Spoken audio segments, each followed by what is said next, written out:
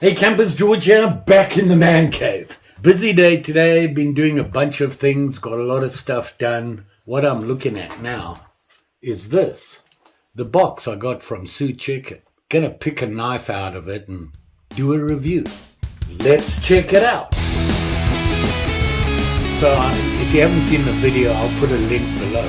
A subscriber, Sue Chicken, sent me a little care box full of his folding knives. Well, not all of them, I'm sure, but he sent me 6 and he said one of them, he showed me which one I can keep, the others just do what I want with them, and when I'm done just send them back. So I want to look at each one.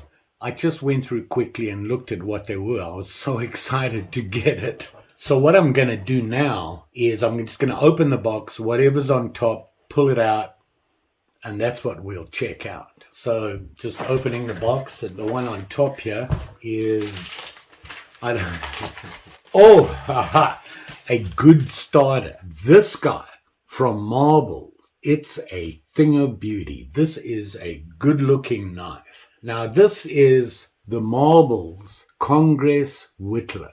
It actually comes with a Stag handle that's originally black and white, and you can see the Marbles label on it there. Let's have a closer look at it and see what it's all about. Now he wrapped each knife in a piece of paper with a note on it, and this one says Marbles Congress Whittler, black stag bone, the MR 480, and it's still available for $15. I checked on that and he's right, it is still available, and if you're interested, there's a link in the description. You can help the channel. This was black and white. My friend John Jones torched the covers for me. The main blade is kind of hard to open. I need to file the nicks on the front blade ever so slightly. Laughing out loud. So that's what the note says. So I looked it up and I wanted to make sure knew what I was talking about here. And you can see this guy. And it has 3 blades. Say hello to Mary. She loves this box, by the way. And Sue Chicken told me, I asked him, what's the deal with the box? I thought maybe he had a cat or something. He said he has dogs. And I think that's what Mary was sniffing. If you watch the video, she has her face in it the whole time. So you got 3 blades on it. And let me get them out for you so you can have a look at them. Now, you can see them right there. Very nice. A very nice knife. Here you have your typical pen blade. Very common folders. You see a lot of them. You got this guy here, which I thought was a sheep's foot. Actually, it's not. And we'll get into this one here, which I think of as a big pen. But it's actually considered to be a spear point. So really, if you think about it, a pen blade is a spear point as well. On these 2 blades, it has the false blade on the backs. And they all have that match strike nail nick on it, which is typical for guys like Marbles and Rough Rider. They do a lot of that. And I love the badge on this thing. It's really nice, big and bold. On the main blade, the spear point, it has the Marbles logo on it there, the MR 480 on the actual ricasso there. It has your bolsters, nickel silver, very typical for this kind of knife. I've never been a Congress fan because I always thought that too many blades, and the ones I looked at had more than 3. This one has 3 and they're fairly small and thin because I don't like a thick knife in my pocket. And I want to show you something else. All the blades are just slip joint. They don't lock, which is common on a Whittler. But if you look at the shape, you've got the blades and everything here, and you've got the body, the actual handle. But look at the bottom. It's almost flat all the way across. Got a slight curve to it, a very slight curve. And that makes it a good whittling knife because you have that flat surface for your thumb. And we'll get into that because, you know what, I'm going to do some dirt time with it. I've done nothing to it. I haven't touched the blades or anything. This comes straight out of the box from Sue Chicken, but we'll work with it right out the box. Mary is fascinated by this. Let's have a look at some of the specs on it. I told you the blades. Here's what I found out. There they are there. Now, you've got your spear point and your pen and this guy here. Now, in their description, they say this is a coping blade. I've heard of a coping saw, that sort of thing. Never knew what a coping blade was. Apparently, there it is right there. I thought it was just a modern sheep's foot style, but it's a coping blade. Handy thing to have on a whittler because of that tip. And you'll see what I'm talking about when I do some dirt time with. The handle length with the blades closed is 3.75 inches long. The drop point here, 2.75 inches. The pen blade is 2 inches. And then your coping blade, I found a new name, it's 1.87. Each blade, the measurements they give us to the ricasso, we have that little choil. You'll notice all the blades have the choil on them. You can see it there, which is typical. If you use a whittling knife a lot, you're going to be stropping it a lot and you're going to be sharpening it a lot. This is 440A stainless steel, by the way, which is typical. It works fine for whittling. A good-looking knife. This handle is just awesome with that change in the color. Here's a picture of it before, and it's a totally different looking knife when you do that to it. I can tell a good whittler for me if I put it in my hand like this, and I can just see the ends here.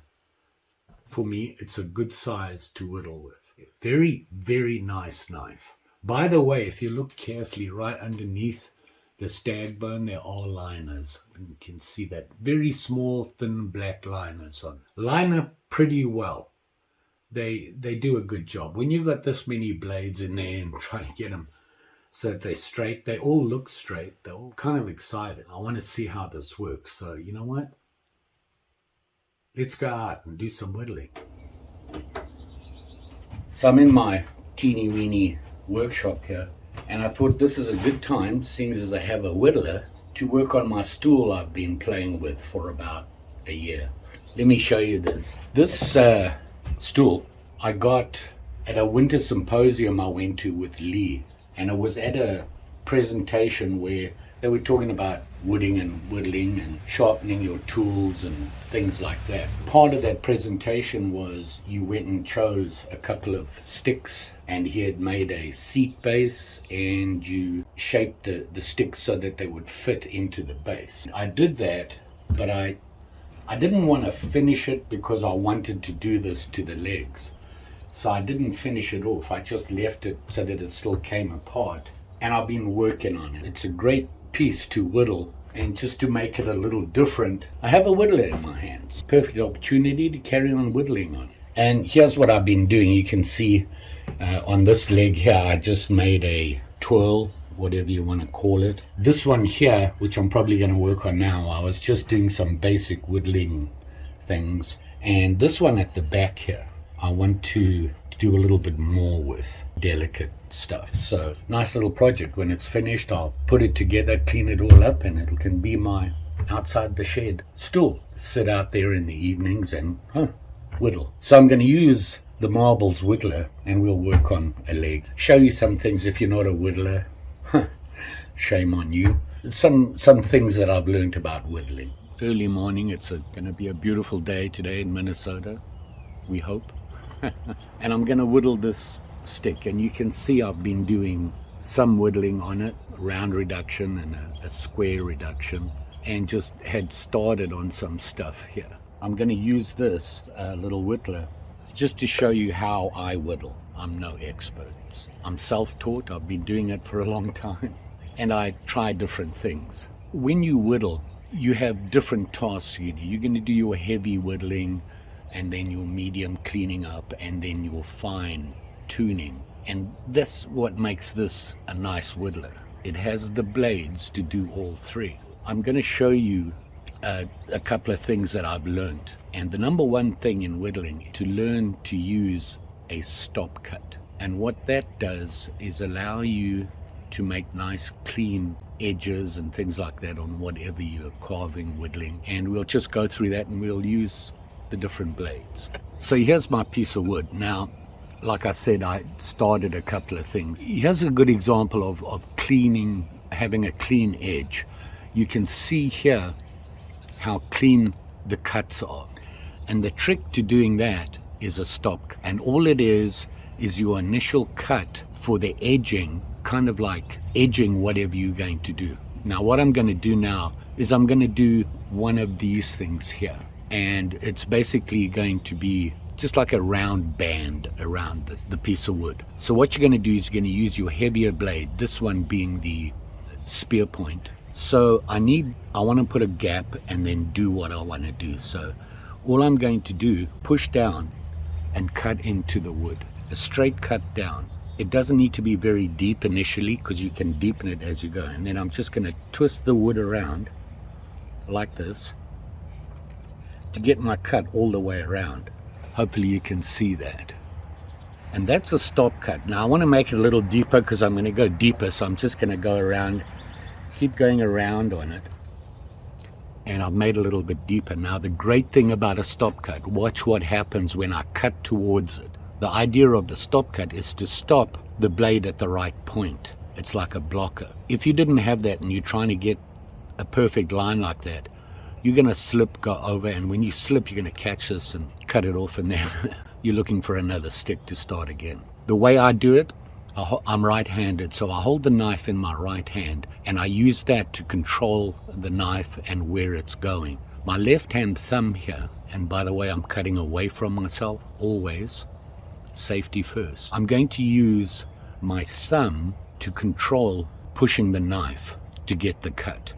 So this gives me the force behind the cut, and this controls the knife. So all I want to do is just go into here, because like I said, I'm going to make one of these and make it a little bit bigger. Trick is, one of the reasons you want different size blades, bigger to smaller. If I wanted to do, for example, this here, I used a big knife to do this, and you can see how wide that is. And it's almost flat all the way around, but almost. The reason is the width of the blade on my big knife was a little bit smaller than this. So I could go in, turn around, another stop cut, go in, turn around.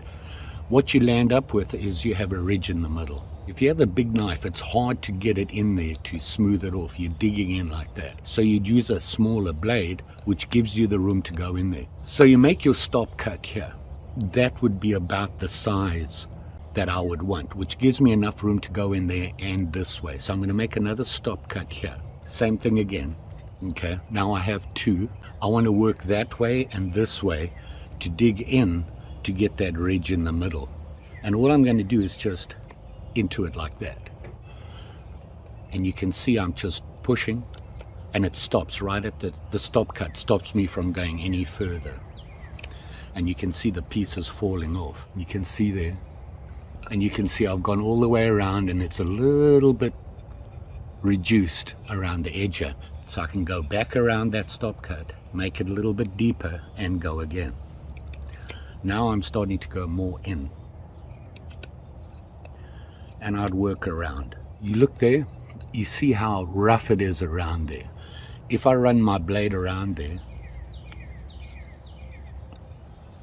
they come right off. Or cleaning up, you want a small sharp blade to do that. This is a heavy duty whittling blade. When I say heavy duty, on this knife. So I'm just gonna keep going deeper and deeper. This knife, I don't know if Sue Chicken actually had it sharpened or anything like that.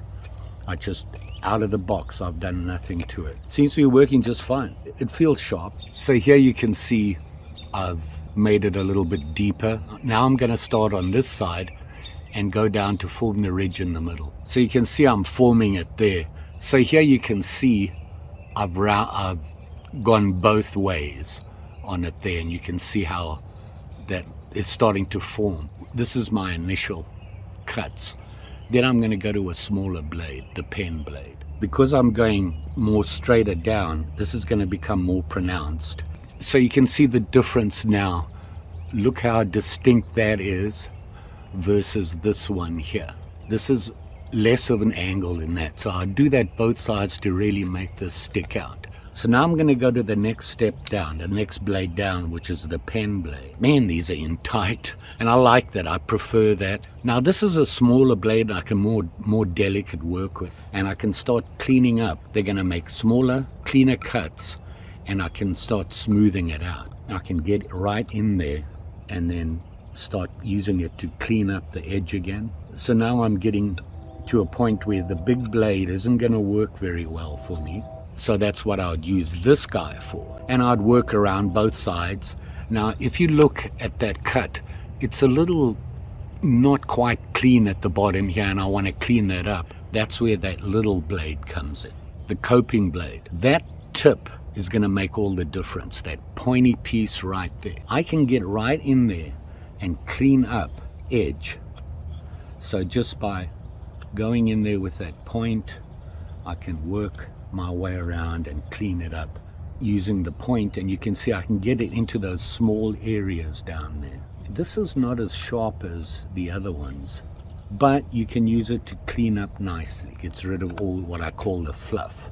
So that's why you have the 3 different blades, and you can see it's starting to form.